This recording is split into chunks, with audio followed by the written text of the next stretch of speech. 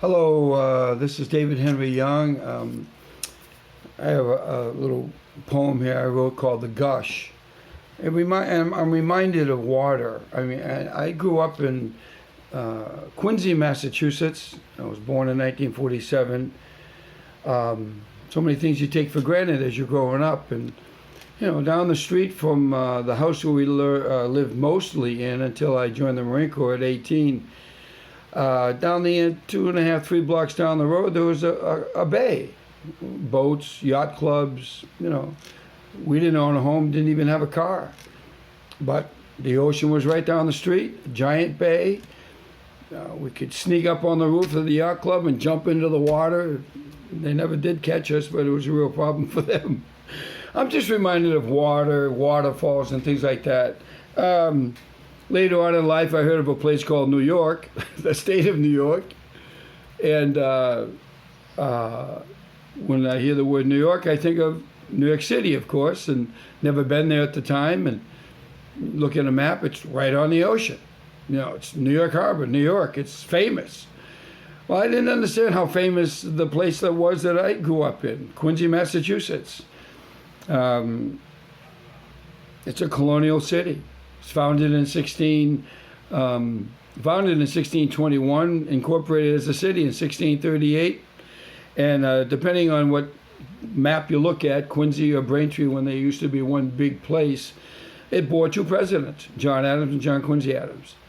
So I'm kind of going on here a little bit of history, and it matters to me that I didn't understand how important water was in my life. And so when I moved at one point in the mid to late 1990s, I moved to upstate New York.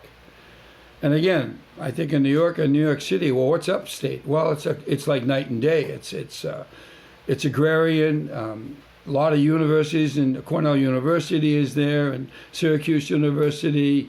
High-powered basketball programs, and glacial lakes, the Finger Lakes.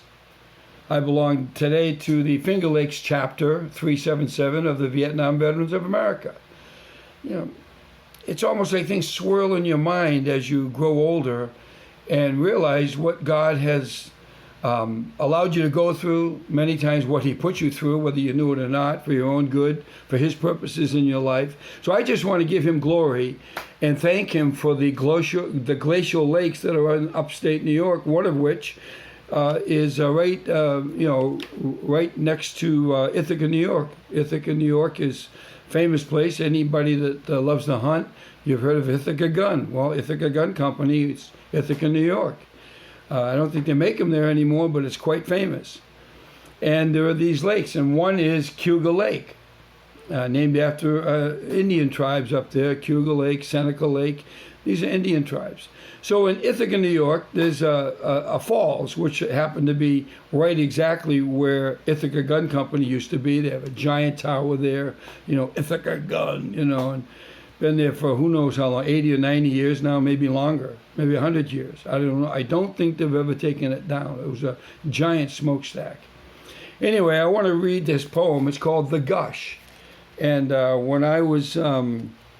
when post-traumatic stress disorder hit me in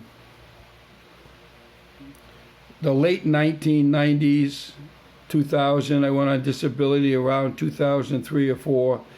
I did 2 tours with the Marine Corps in Vietnam, and I had a life. I didn't die, and I'm still here. I'm in the Philippines now, again surrounded by water.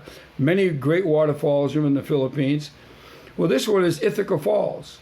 It's right in the city, and I wrote a little poem about it back in the spring of 2002 when everything's melting and the flow of the falls is quite dramatic.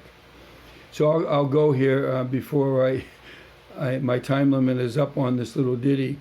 It's called "The Gush." Ithaca Falls pour unrelenting over the edge of the worn, packed slate. Many little things unseen dance and circle down amidst the quiet rumble of layered spray and the deeper flow of crystal clear water. Brown trout and rainbow shout for joy at the cold plunge into the convoluting pool swirling and bubbling below. The trout soar wildly sideways and peel straight with the strength of tails pushed by the strong currents, divided and then spliced by the wet fashioned fingers of the rocky crags, sticking up out of the falls pool like some half-hidden rock giant that knows just how to collect divided current flow and join it, spliced to the moment when the trout need direction for their agitated swim. All this happening in the beauty of reflected light, shining through tiny specks of rainbows, waving salutation as the mist rises in the wind created by the roaring impact of the free-falling water. It's almost too much to take in, but by moment to moment, I at least am aware of my amazement and am finally content to just stand and stare, unaffected by how wet I am, standing as close to the roaring pool as I dare. I turn my head and see two fishermen who have laid their rods down. They have chosen the better part by simply sitting on an old fallen tree, staring at the gush of this moment, satisfied and at rest. As I leave my wet, intimate rock, walking the path back to the street, I pass close to the two perched men. One of them turned his face to me, meeting my eyes, and gave me a smile I will never forget. Spring 2002, David Henry Young. Thanks for listening. Love you very much. God bless you. Bye-bye.